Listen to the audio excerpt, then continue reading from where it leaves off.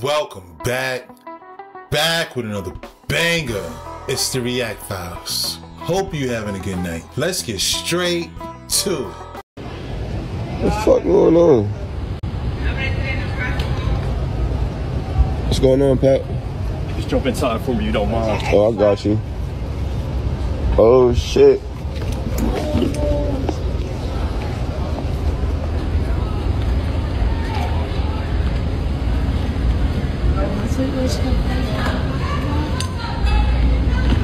Right. I told you. Say please search for open the door! Say please search for open the door!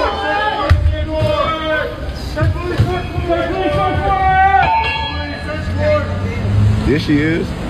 Yes, she is. Oh, she is? That nigga from Puerto Rico, man. No, I saw her leave. Yeah. No, I saw her leave. She there? No. I know her kids. No, I'm right. I seen this nigga sitting there since this morning. Who? That's why she was all panicking, man. With the mask on, right Yeah. there. Yeah. Oh, Yo, shit. that's why she was running. I told you that's what. Yo, that's why she was. Yeah, that's why she was all scared this morning. She left. She's stupid. I would have been gone. Yo, that's why she was scared this morning. I said that. She should have went somewhere.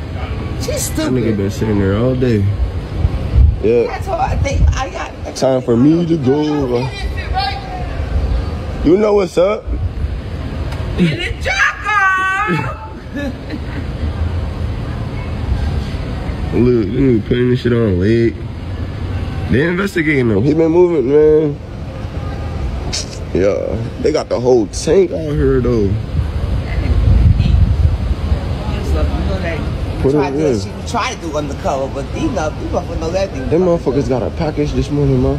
Tell me why I wanted to pick it up. Hold on. Yeah. You probably doing that shit from there. Oh, she locked herself in the room. Why you didn't bust the door down? A boom! Why you just do that? He locked her. She went upstairs. They went upstairs. I'm telling you, I swear to God, I switched you up.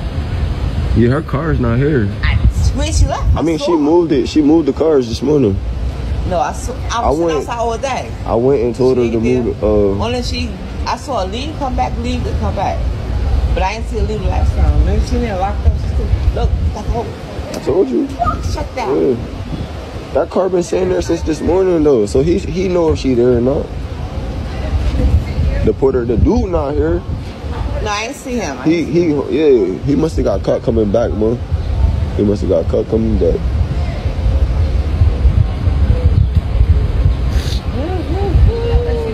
I said, what's going on? He said, you mind going inside for me real quick? I said, oh shit.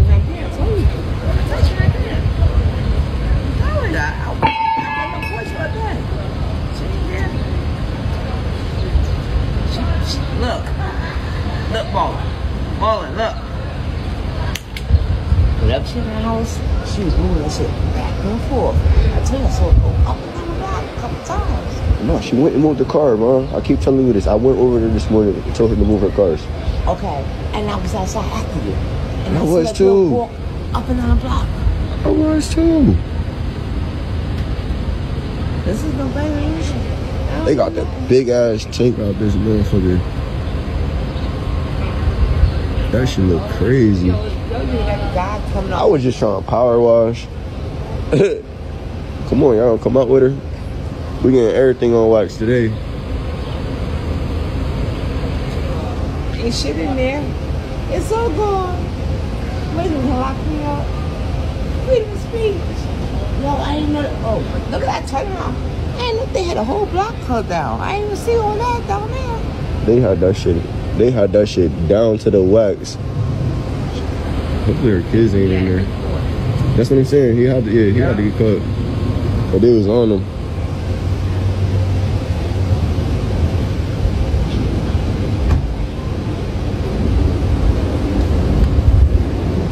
They was watching him. They let him bring a couple of these bitches in. That's what they do. They just sliding. You think you getting away? I want to see these.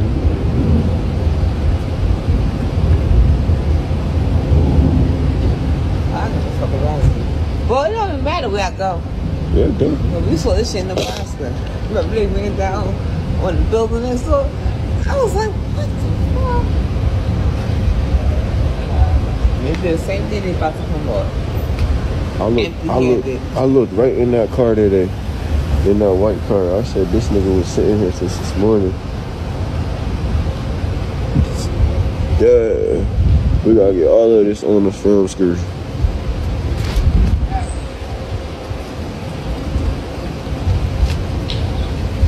They fucked her door up.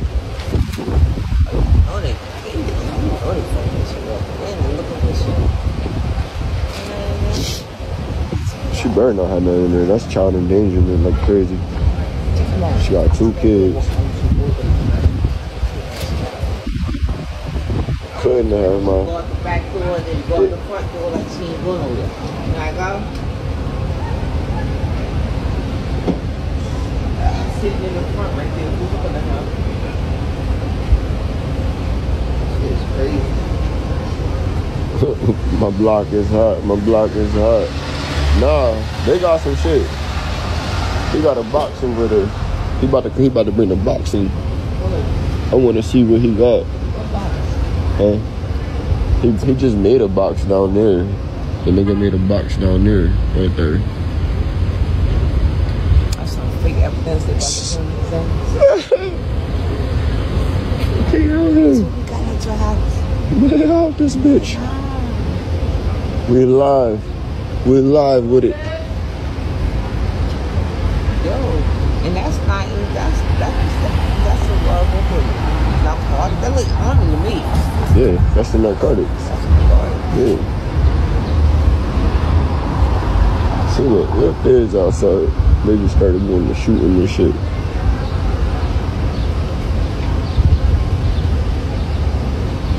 So who you think, so how about everybody in the hood?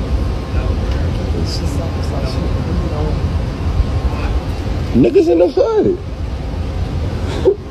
If they army together, they gonna come together.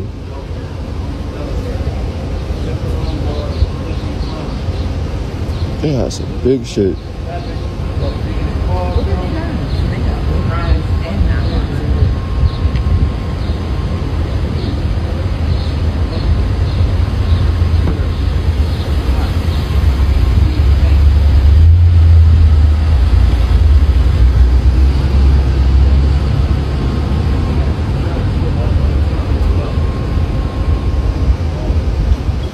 That girl was paranoid. I knew it. She was hella paranoid this morning. Oh shit.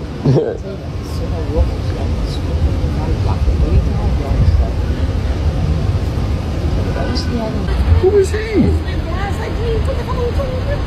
Putting that shit in Puerto Rico. You wanna see this nigga raps? Yeah. He was putting that shit in Puerto Rico. I guess he was saying, yeah. Got these niggas. This video gonna be too long to post. Look at that one. Oh shit. They in that bitch. She got some shit in there. She got some shit in there. Oh, she don't. Look at the box. No, that's a make believe. I watched that girl today. Whatever she had there, she took a picture out. Marlon. Believe me, I'm telling you. JK. That's the make believe. JK.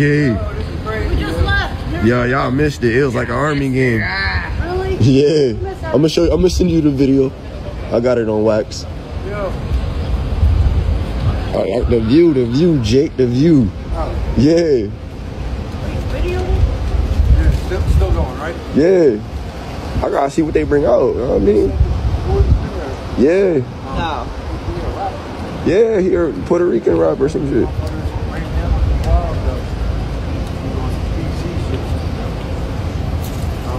I heard different things here and there. That bitch on wax. They just went in there deep. Look at this nigga.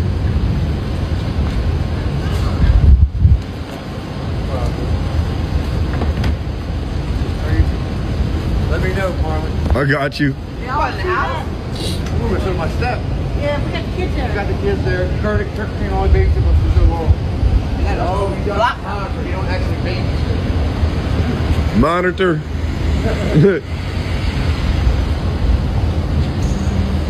block is hot. The block is hot.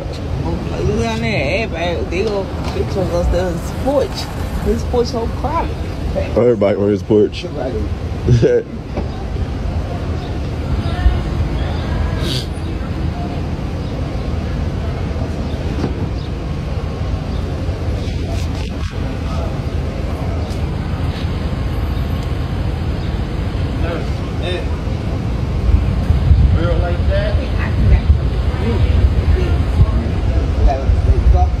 That motherfucker bulletproof like her. That shit is bulletproof.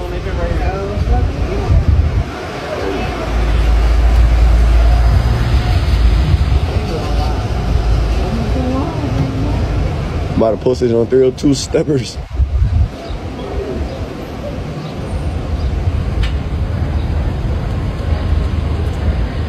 What's she doing in there? And they just got a package this morning.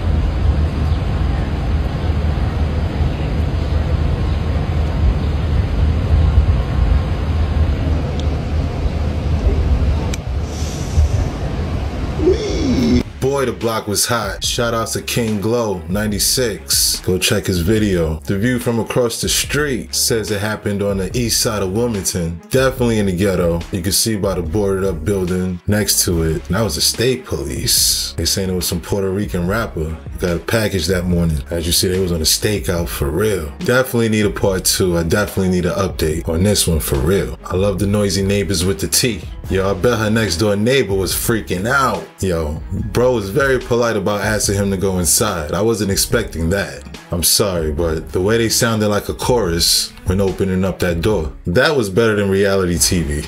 Hell yeah, him and Mom Deuce was calling it play-by-play. Putting 2 and 2 together, and he had to zoom in. Let me introduce you to the people you are arguing with online, the Chinese phone farms. Now what you are seeing is just one example of the hundreds if not thousands of these that exist all around the world today. Each farm has hundreds upon hundreds of smartphones, often with their screens and batteries removed, placed into racks and connected to a single computer. Each of these phones represents an individual user. One command from the computer operated by the Click Farmer can trigger hundreds of identical likes, follows, comments, and even star ratings. And now, with the introduction of artificial intelligence, they can generate intelligent, human-like interactions unique to a video's topic. I mean, we've all seen how smart Ashley has got nowadays. Look forward to seeing her comment on this video. But I mean, the question is, why do all of this? Well, it can range from simple things like making money. Click farmers often get paid for fake engagement. They receive 2 cents for 1,000 views on TikTok, 11 cents for 1,000 likes on Instagram, and even get payment for streams on Spotify. I mean, to put it into perspective, 6 years ago, 1/3 of all traffic generated online in China was thanks to these farms. But these farms can also go all the way up to a threat to democracy. Studies have confirmed that in 2016, Russian troll farms were found to have created thousands of fake social media accounts that pretended to be Americans supporting radical political groups, tried to influence others' opinions, and even tried to sway the election. Look forward to this year then. So this guy, his name's Phil, and Phil hates his job. He hates how he's treated, he hates how little they pay him, he hates the way his bosses talk to him. So one day, he's like, screw this, I'm gonna rob this place. Now, the place Phil works at, it isn't gonna be easy to rob. Cause old Phil, he doesn't like work at Chipotle, he works at Loomis Fargo, the company that drives the armored trucks to go pick up money from banks and other businesses. So Phil's been working at Loomis for over 10 years. And for 5 of those years, he's been planning this big heist where he's gonna teach his bosses a lesson by stealing millions of dollars from their vault. And so the day comes, and the timing is perfect, and Phil is ready to execute his plan. So there he is, on his shift, driving the armored truck around, picking up deliveries. And when he's done, he drives back to the company warehouse. And by this point in the day, Phil has collected millions of dollars in money drops. Not to mention, there's even more money in the vault. So Phil starts unloading all of this collected money into the vault with 2 of his coworkers. This guy, Dan, and this other guy, James Brown. So they're all there unloading this money. And when his coworkers' backs are turned, boom, Phil pulls out his pew-pew and he points it at them and he forces them on the ground. And they're all like, man, what the fuck, Phil? But whatever, Phil handcuffs them and puts shackles on them. And then he starts to take the cash out of the vault. And he loads it into an unmarked company van. 2 hours later, he's loaded all the money he can. about a half-ton worth of cash. And once the van is full of money, Phil forces Dan and James Brown into the back. Then he goes to the surveillance room and he finds all the security footage from that day. Footage of him committing this crime. And he steals all the tapes, so there's no evidence of him doing it. Then he hops into the van with Dan and James Brown still handcuffed in the back, and he speeds away. Now, in this moment, Phil has made off with just around $19 million in cash, which at the time of this happening is the largest heist in U.S. history. Now, with all of the places Phil could go with this money, he first decides to drive home to his house. And there, he forces James Brown out of the van and into the house. And then he shoves him into a closet and he handcuffs him to a pipe. And he just leaves him there. Then he drives away. And poor Dan, he's still handcuffed in the back. But Phil drives as far away as he can, all through the night, about 450 miles away. The next morning, he pulls up to a wooded area in the Blue Ridge Mountains. And he forces Dan to get out of the van and he marches him down the side of a hill. And there, he just handcuffs him to a tree. And then he drives away and he heads to a storage facility about an hour away. And there, he had rented a storage unit using a fake ID about 4 years ago. I told you he had been planning to do this for a long time. But once he's at the storage unit, he starts unloading all the money he stole into it. The next morning, Phil is long gone, and he's taken a little bit of that money with him. And he's on a bus headed to Mexico where he plans to start his new life. While poor Dan is stuck out in the woods, handcuffed to a tree. But after some maneuvering with a Swiss Army knife, he's able to escape, and he finds a park ranger. And then they call police, who are able to rescue James Brown, who is still handcuffed in the closet in Phil's house. Now, almost $19 million, that's a lot of money. In fact, it's so much money, that means the FBI has to come and take over the case. And so they put out information to law enforcement all over the country that they're looking for this guy, Phil. Meanwhile, Phil, he's just chilling in a suburb of Mexico City, trying to lay low. And there, he opens several bank accounts under fake names, and then he's able to make a bunch of trips back and forth from Mexico City to North Carolina to retrieve his stolen money from his storage unit little by little. And it sounds crazy, but it seems like Phil's plan is actually working.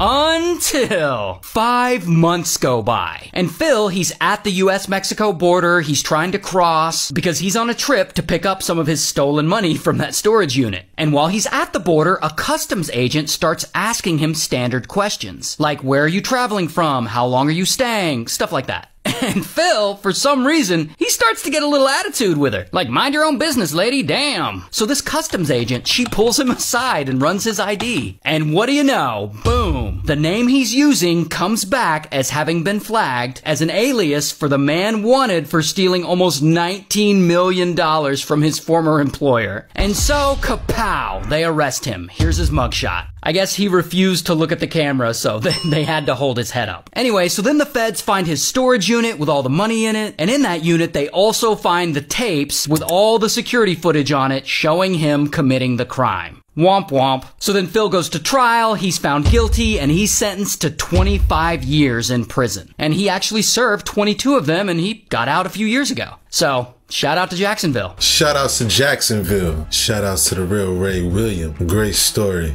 Dude really did hate his job, but he got greedy. He had it. He absolutely had it.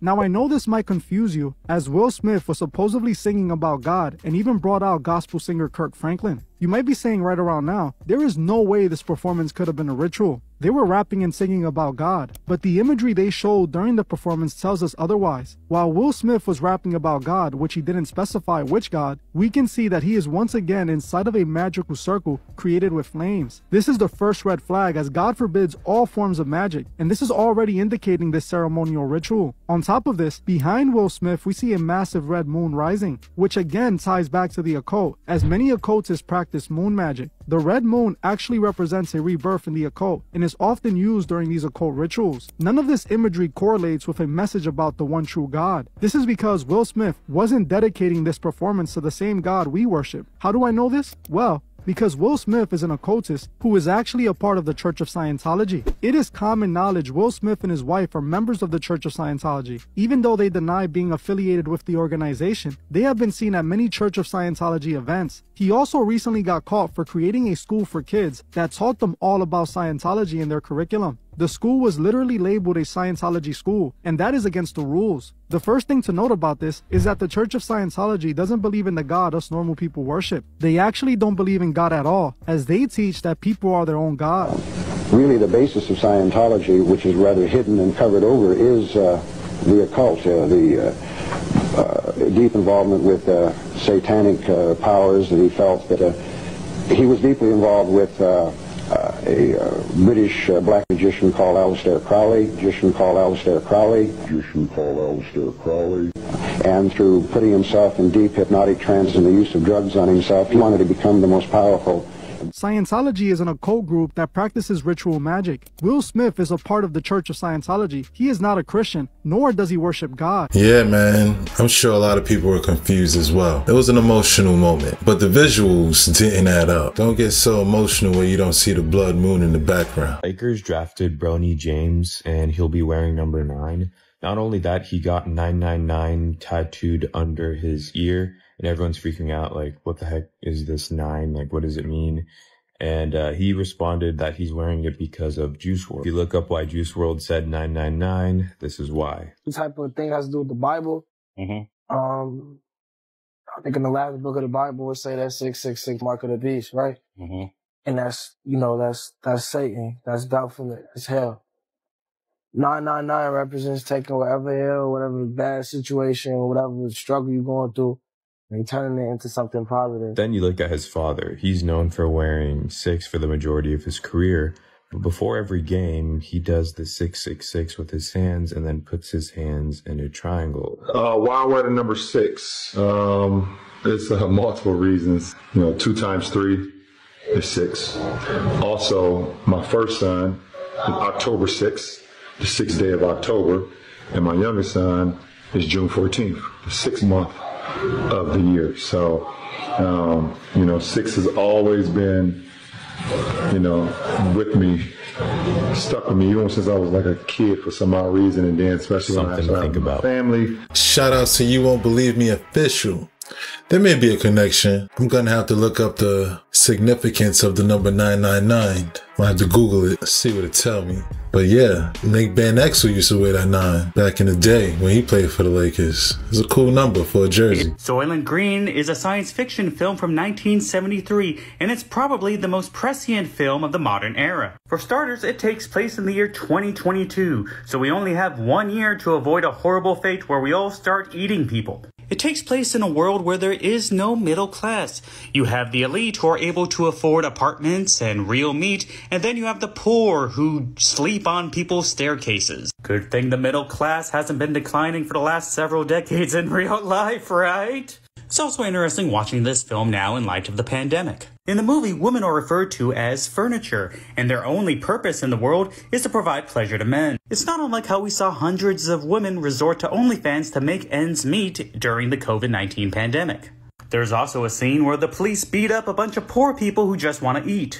Watch Soylent Green today. It's the one movie you'll watch where you actually feel better about the reality we're currently... I never heard about this movie. It's my first time hearing about it, so definitely got to check it out. Let me know in the comments down below if you've seen this movie. Soylent Green. Whatever that was in that pot looked nasty. What the hell is going on with food in America? Recently, a bunch of videos have been going mega viral showing food that looks fake and rubbery, leading everyone in the comments to say America's food is cooked. So the question is it actually? Well, firstly, there are some pretty standard explanations for some, like the avocados. They often look like that when they're not ripe. Others, however, like the single rubber blueberry in a pack full of real ones, yeah, kinda strange. But then again, humans are insane. When I lived in Australia, someone was putting needles into strawberries. But past all of that, the main concern in all of the comments is about GMOs. This is the pretty common practice of altering a plant's DNA for a specific purpose. For example, 92% of US corn is genetically engineered to resist certain types of pests. Now, I'm not here to defend America's food industry, because let's be honest, it is far from ideal, and there are dozens of food items that are banned or heavily regulated in other countries due to their ingredients. And if you read this book,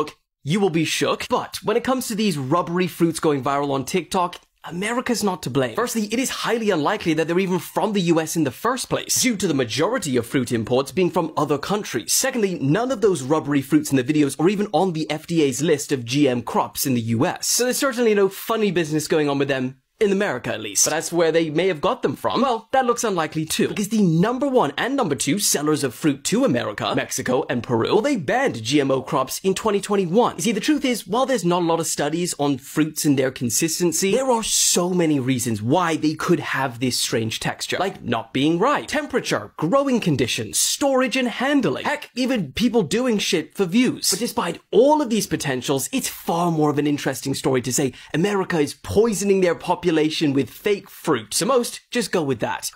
And let's be honest, people will refuse to eat a watermelon with a strange texture in the name of health, but have absolutely no problem with slamming down fast food. We are not logical creatures. Yeah, that doesn't sound logical at all. Those were some eye-opening statistics. Have you ever seen the Rishat structure in Northwest Africa? Well, supposedly scientists don't know what created it, but in my opinion, they know.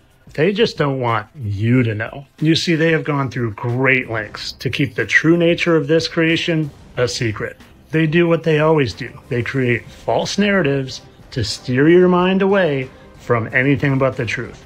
But I have the truth. But before I give you the evidence-backed truth about it, let's look and see what they say about it. Attention, because it shows a structure that looks like a massive eye sitting in the middle of the Sahara Desert. The astronauts spotted something that looked like an enormous 30-mile-wide circular shape, which had a center surrounded by concentric rings of stone and sand. And it looked just like a giant eye from all the way up in space. Hence, it came to be known as the Eye of the Sahara. More than 50 years after the Eye of the Sahara was revealed to the world, it remains a fascinating enigma and a striking sight to behold. Locals call it the Kalb al-Rishat, or the Rishat. While the Eye of the Sahara continues to puzzle experts, in recent years, a remarkable new theory about this mysterious structure has been presented. It's believed that this location could have once been the site of a fabled island kingdom that has never been found. The legendary lost city of Atlantis. Familiar with my channel at all, you know how I like to tell you that they tell us the truth right in plain sight, and they keep calling this the Eye of the Sahara. I wonder why that would be. Well, I'm going to do a little zoom out for you here of this structure, and then I'm going to show you a few things. Keep that part right in mind. It kind of looks like something here to me. I can't quite place it. But when you compare it to the eye of an alligator, it looks quite similar. And again, when you compare the inner part in the concentric circles, it looks awfully similar to a bird's eye. But I don't think this is a giant petrified bird. Oh no, I think it's a giant petrified dragon. And I'm going to show you evidence of that. First, I want to just point out, this is from the actual map. So we have its eye here, full eye, and if you follow along here, you can see the curvature of a giant, half-covered, petrified dragon. It looks an awful lot like this, to be honest, even with the curved mouth part here. And I'm going to show you a scene from The Hobbit that I think is literally taken right from this dragon. To me, there is an uncanny resemblance to how they bury this dragon in gold and what that dragon looks like in Africa. Here's the dragon in Africa with its eye. And it looks like obviously there's been erosion and it's been buried from a flood and mud. And here's the Hobbit video. Looks pretty similar because they literally like to tell us things right in the movies. And to me, that's no coincidence. Like I said, they'll go to every extent to keep you from knowing the true nature of the place you live. They want you in your little knowledge bubble and not breaking free. And if you're having a hard time thinking that this is an eye, especially of a dragon, well then you just haven't watched enough of my videos. So I'm gonna add a little finisher. Because if you don't know that dragons existed and giants existed and dinosaurs are really just a story to keep you in that knowledge bubble, well then you're still in that knowledge bubble. And here's a clip of one of my old videos to help you break out. Let's first take a look at what the 1946 dictionaries used to say. Dragons, now rare. Let's see what Alexa has to say about this. Alexa, how many dragon fossils have been found in the United States? The number of dragon fossils found in the United States is limited. Only 5 fossils have been discovered so far, limiting the knowledge about these creatures. These fossils are studied by researchers to learn more about dragon species and their evolution. While the findings are preliminary, they provide insights into the life and times of these majestic creatures. So the dictionary says they're real. Alexa says they're real. Several weeks ago in the UK, they found a fossil that looked like this, even though they called a plesiosaur. That sure looks like a dragon to me. And just a few weeks after that was found, CNN reveals that their scientist actually unveiled dragon remains. Not to mention how they're part of the Chinese zodiac with all real animals, and how there are over 30 verses in the Bible that reference dragons, and how my friend Lori sent me this amazing 1922 dictionary that just happens to have the word dragon in it. And let's see what it says. Is it going to say fictional character, mythical beast? Or is it going to say something else? Winged serpent. And if that still wasn't enough evidence for you, just go to the Google Maps and type that in and see this perfect outline of a dragon. And if you've seen my volcanoes are caused from the insides of dragons, well, look at this smoke just billowing out of where that dragon is. Tell me you don't see this. But you can go on believing what the scientists say, or you can start listening to the people like me who are actually trying to bring you truth. And as always, this was all for entertainment purposes. I know this is just a naturally occurring formation that just happens to look exactly like an eyeball. Yeah, God does these things. He creates these strange-looking anomalies. All for entertainment purposes only. Shoutouts to Fittest Flat Earther. This was good work. It's eye-opening, especially with the 1922 dictionary and how it's on the Chinese calendar. I've heard of the Eye of the Sahara, but it's my first time really looking at it. Like, whoa. Have you guys seen the aftermath of Hurricane Beryl, y'all? Look what this meteorologist and the whole town of Caracol went through, y'all. This is crazy. This is where we rode out Hurricane Beryl. Yeah, there was a roof, but we were here when it blew away. This is a story that I want to share, but it's going to be later on down the line. First, I want to show you and tell you about what happened out here. The island of Caracol. And its people, most important, and why they need help as fast as you can send it. This is going to be raw, it's going to be dirty, but it's something you need to see. This island's shredded. Its people are in desperate need of help. This is just the start of it. Right now, Caracol is finished for a couple of years. Oh my, trust me, you don't want to experience that. It was a crazy scene. Like a movie, yeah? I experienced Ivan already, but this one look like more worse. It's worse. It's bad. Something like Ivan. Same way, you know, Ivan. I seen it in Grenada. It didn't happen. But my uncle, his name is Winston Simon. He say every 20 years, we usually have something like that. And we built that hotel 24 years ago. And it be right on time now. And normally they're coming through. So we could look out for another one. Hopefully it's not. But we'll see what happens. So this is what Hurricane Beryl looks like when you mirror it, y'all. Tell me why Hurricane Beryl looks like the Baphomet. Look at this. Tell me why Hurricane Beryl looks like the Baphomet. And not just the Baphomet, the Leviathan. You know, the Leviathan and the Baphomet is the same thing, as well as the dragon. Look, you can see the dragon face, the nostrils, the teeth. Look at that. Look at this. Here's one picture of the Leviathan. Y'all can see that, right? The horns, the teeth, the eyes. Here's another picture of what the Leviathan should look like or would look like right over here. And then one more for good measure. Check this out. Now, not only this, but when you put Leviathan and Beryl and Gematria, they give you the same numericals in the same cipher. Y'all gotta see that, right? Because I told y'all, as above, so below. And this is mirrored, just like this over here. This is mirrored. And the hot topic this year has been the Leviathan, hasn't it? So this right here is what the Baphomet looks like. You see what I'm saying? Throwing up the as above, so below sign right over here. And then you have this mirroring, as above, so below. As above, so below. Since we live in a mirrored universe, we already know that mirrors are portals. I don't know, y'all. There are no coincidences, y'all. I always tie it to numbers with you guys because we live in this matrix. But what do you guys think, y'all? What do you guys think about this? This is amazing, huh? This is crazy. Please leave your comments down below, like, follow, and share this video. Please share this video.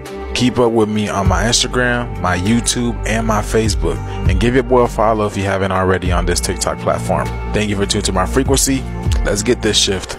Peace in. Shout out to Conscious Juice. Yo, that aftermath. Devastating. Are we watching the tornado form right there? Oh my gosh! Oh my god! Oh my gosh! Oh my gosh! Oh my gosh! Oh my gosh! Now, you know those winds are strong when they tossing cars like that. I hope they were okay. This is the dashcam footage of Rookie Delaware State Police Trooper Hassan Hollis. Hassan was stationed on a highway on-ramp right next to a stalled vehicle waiting for a tow truck to arrive when he spotted a red Buick Regal. Only minutes before, a radio call had gone out for all officers in the area to be on the lookout for a vehicle that matched that very description, as it was linked to a possible kidnapping. Hassan quickly ditched the stalled vehicle and began chasing it down the highway.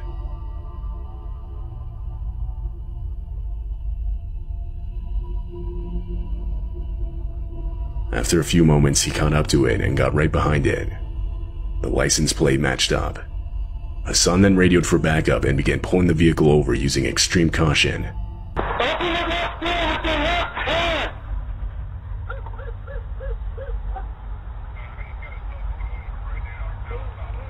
Keep those hands up in the air! You ready for that to the car? Yeah. Yes. Where? Where in the car? Stop the truck! Over to the truck! Get out of the truck! Go to the back seat now! Inside the vehicle was 35-year-old Lewis Coleman. When asked if anyone else was in the vehicle, Lewis would explain how someone was in the trunk. Upon opening the trunk, police would find the remains of Jassy Correia inside of a suitcase. A suitcase which Lewis was later found to have purchased only a couple days earlier at a nearby Walmart. Along with this, he also purchased other items, such as duct tape, surgical gloves, and safety goggles.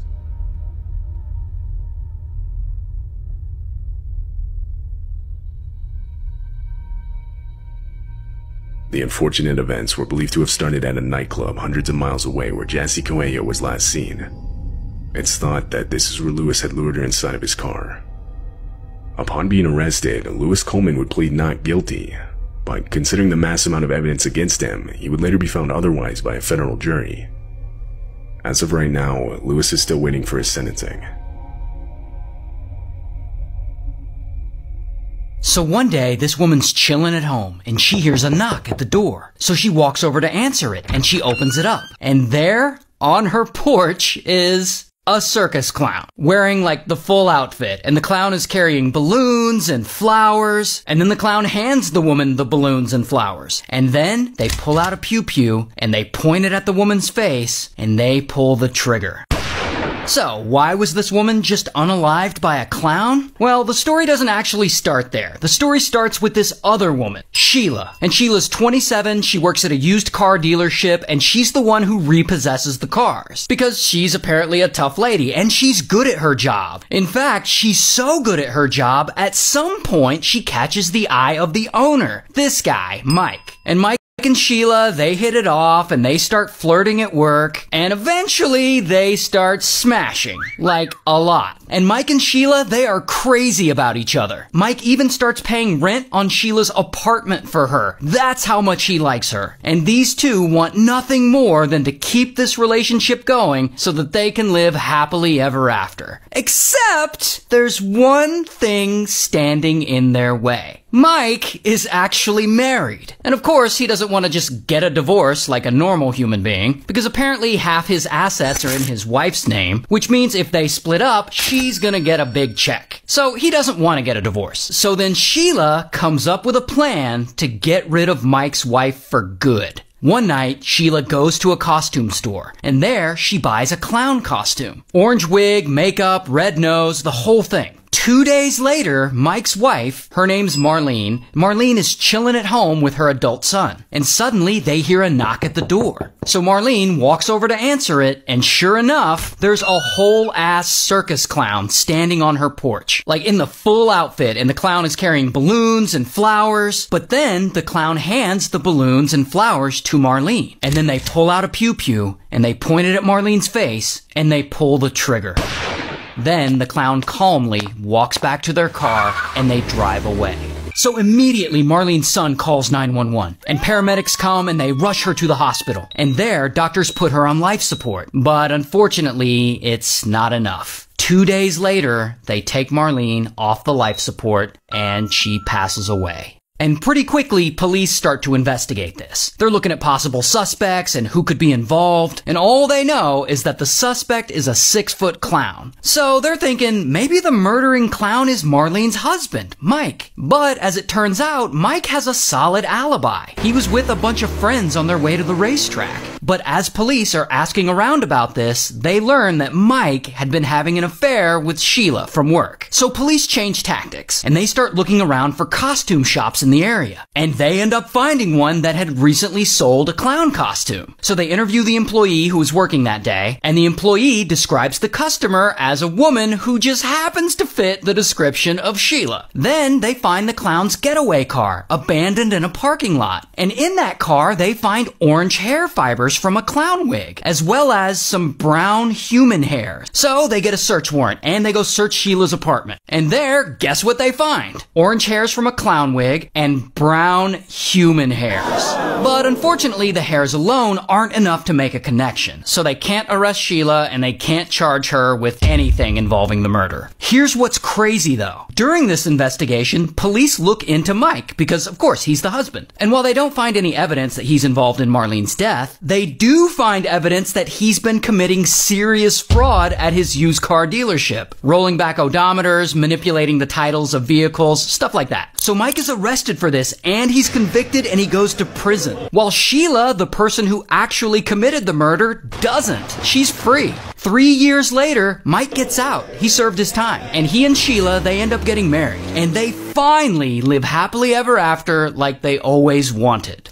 Until 15 years go by, and Marlene's death is still unresolved. But one day, the local sheriff's office gets some grant money to open unsolved cases from the past. So they open some cases, and one of those cases is this clown murder case. So they form a task force, and they re-interview witnesses, and they look at all the old evidence. And most importantly, they submit those brown human hairs that they found in the clown's getaway car for DNA testing. Which DNA testing wasn't as widely available decades before when this case first started, but it is available now, so they submit it. And of course, boom, they get a match. It's Sheila. So finally, 27 years after Marlene's murder, they arrest Sheila, Here's her mugshot. And she goes to trial, she ends up taking a plea deal, and she's sentenced to 12 years in prison. Now, one more thing. There is speculation that Sheila didn't act alone in all this, that Mike was also involved in the planning of his wife's unaliving, but in their investigation, police were not able to find any hard evidence of that. So he was never charged nor convicted. Shout out to Florida. And that's a wrap. Hope you enjoyed tonight's rabbit hole. Before we go, I want to give a huge shout out to Sky Sage on becoming the channel's newest member. Thank you, Sky.